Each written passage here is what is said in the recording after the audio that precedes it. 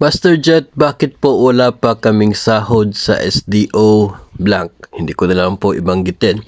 Good news po ba ito or bad news po? Pakitago na lang ang identity ko po. God bless. Actually, pati po yung division ninyo, tinago ko na.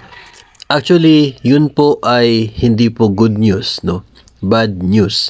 Kasi ngayon ay 16 na. March 16. Tapos wala pa kayong sahod. Yung first half ng sahod ninyo sa March ay hindi pa niyo natanggap. So, hindi po yun good news. Bad news po.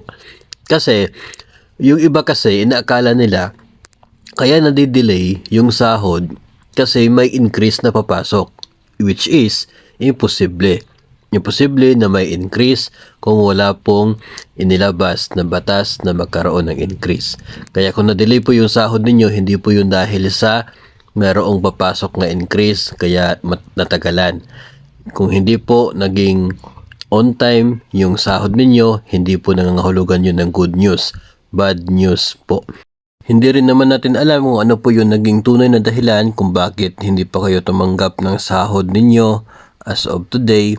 Kasi hindi po tanging yung division lamang po ninyo yung nakakaalam o kaya yung PSU po ninyo, sila po yung makakasagot kung bakit hanggang ngayon ay wala pa po kayong natanggap na sahod. But definitely, hindi po yun nangangahulugan na dahil tataas yung sahod ninyo kaya na-delay sapagkat wala pa pong increase na papasok as of March. So, hindi po good news na na-delay ang sahod ninyo.